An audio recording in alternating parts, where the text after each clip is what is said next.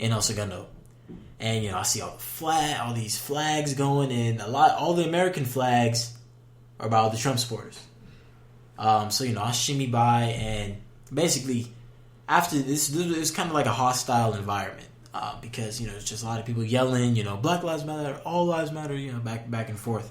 But what I want to go back to is when I tried to make an effort to speak to some of them, not to change their mind or anything, but I just really wanted to know where a lot of them came from. Getting perspective.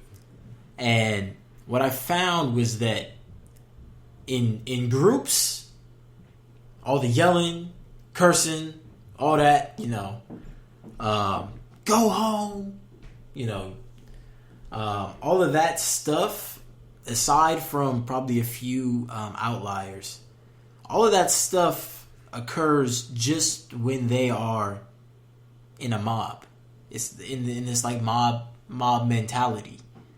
And it wasn't until I was speaking to a couple of them, like I saw one person, yelling all sort of, just a whole bunch of bullshit. Pretty much. Ignorant bullshit. And he's screaming all of this.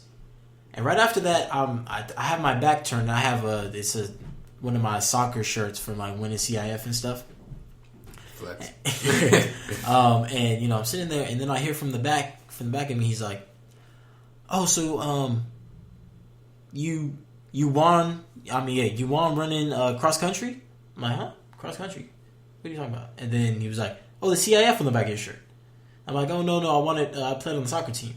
And then, we struck up this little conversation about how, his kids going through and how I'm going to UCLA for engineering, and his son's going to some other university for engineering. And it's like, it really comes down to respect and just going out and really trying to understand people. And first and foremost, you should understand people. I recognize that he's a Trump supporter. I recognize all the ignorant shit that came out. But I still talk to him. I didn't let that, even though most of the stuff was extremely offensive. But I guess it's that same sort of premise of treating people like humans, but still recognizing where they come from, what they appear to be. So that's my interpretation of why. Sure, in this utopian society, everybody is seen with no difference. But because of the actions of our ancestors and the people who created this world that it is today, we have to live with it. This idea of race and this idea of difference in where we come from. But the one thing that will remain the same is the humanity. But don't speed by the race. Right. Because, I'm a proud black man, and I'm proud to say that. Because of all the things that have been associated with being a proud black man. Right. And a lot of that has built who I am today. And it is because of race that it's because of, as sad as it is, it's because of all these injustices, all this stuff that has built this culture that we love. So yeah, okay. That's kind of what I got to say. I get you. So I agree with you. I agree with you on the chase for utopia can kind of disconnect people from the origin of who they are in terms of history, culture development, etc., etc.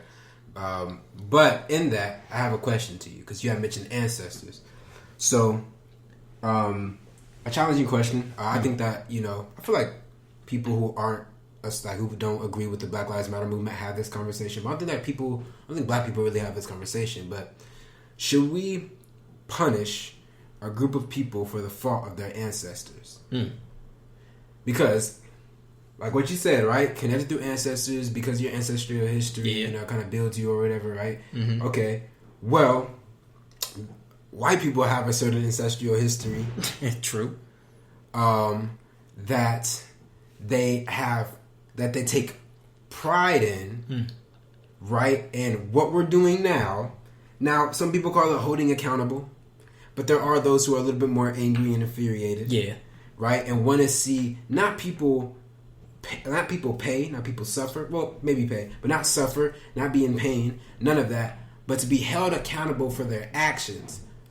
However, their actions are not directly their actions. They're the actions of the people.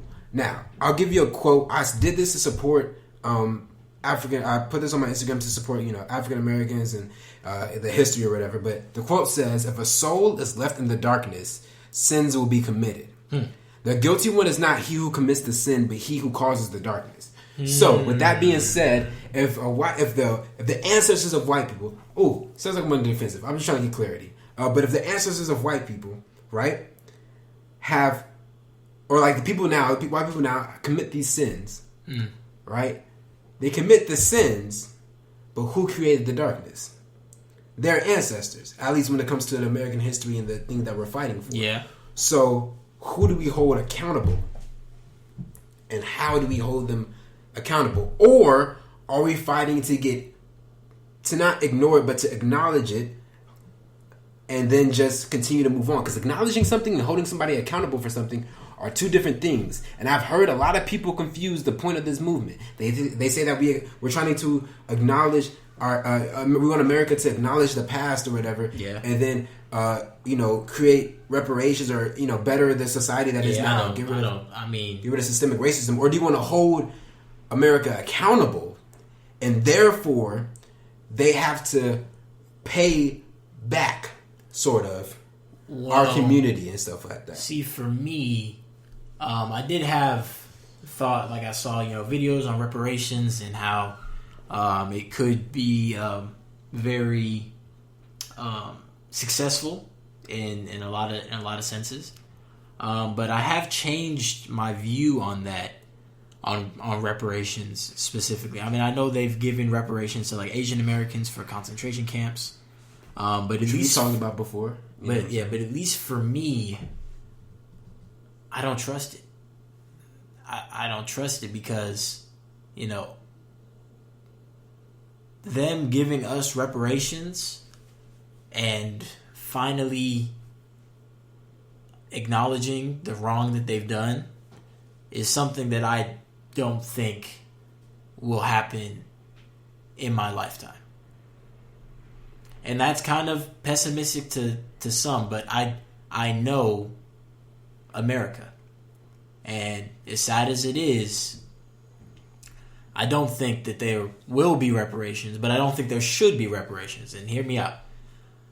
If they give us, let's say it's a $10,000 check, well, I don't know what it is. Let's say if it's just the regular reparations, paying every black person money, basically. You're trying to pay for us to make our pains and suffering go away? But I mean, that's kind of what it was 40 acres and a mule, but more of a lifestyle, but yeah. So it's, if they were to just give us, just hand out money, America loves money. Two things. One, where is this money going? Straight back into their pockets. Because black people are one of the biggest consumers in America. And one of the biggest consumers, they don't own very much. So it's not like this money's going back into black banks. It's not like this money is all going back into black-owned businesses. More than likely, you and me get, let's say it's $100,000 check, or maybe $50,000 check. You know how many people are just gonna go out and buy a BMW? You know how many people are just gonna go out and buy whatever? So I don't think that the payment. That's the one thing. And the second thing is, they can just say, "All right, we paid you your money. Don't ask us for anything else." Yeah. We acknowledge what it is. Here's the money. Now shut up. I don't want to hear anything else about, because if it's really reparations, because reparations is to repair something, and once you repair something, it's fixed. So once they give us this money, they have no regard, none, to change anything about the prison reform, to change anything about the school systems, to change anything about disparities in industries, to change anything about black ownership, to change anything about sure, this economic boost is great, but it doesn't entail economic freedom. So for me, I don't think that reparations is specifically the way to go, unless it is, as I said like before, it's reinvesting into communities and reinvesting in a lot of the give like a lot of the black owned banks. And if it's reinvesting, then you can't really you can't qualify that. Just like you can't qualify a lot of the things that have occurred because of systemic racism. It's not a quantifiable number. You don't know, but you know that, like the analogy is, if you and me are playing Monopoly, just me versus you. I'm playing for, we're playing for 10 hours total. I'm playing for 5 hours. Buying up the property. And all you do, all right, hand me a house. All right, hand me a hotel. So by the time, I'm building up, and then I let you come, all right, Amir, you can come play. But for 2 hours, now we're up to 7 hours. For 2 hours that you're in the play, I want to let you play over there. You can't play over here. Well, I'm building hotels on Park Place and Boardwalk. I'm giving you Oriental. You see what I'm saying? And then, after that 2 hours is done, all right, Amir, you can play. Now win. Everywhere you go, they just suck up more money. And let me give you some money. All right, here's $2,000, 2,000 Monopoly dollars. Here's $2,000. All right. Now don't ask me for anything else. What you gonna do? You keep going through. You still landing on all my shit. Yeah. You still landing on everything I got. Yeah. And the money just comes right back to me. And now I don't have to give you nothing because I'm not obliged to you anymore. Because I paid you off. I'm a beast at Monopoly. That would never happen. But yeah, that's the analogy. I get you. So I guess now my question for you is, do you think that race, or fighting under race, or recognizing race, kind of diminishes the fight for equality? Well, I guess that is the ultimate dilemma, really, because it's like, how can you promote something that has originally been used to, denigrate, and use it to empower and uplift, and it's like, if you're looking for this human, this all human race, then fighting under a specific race, I guess, will kind of... Well, I guess at least for some, it might continue that sort of minority mentality in all sense. Like, if you... It kind of makes you think, like, why do we call ourselves minorities? Yeah.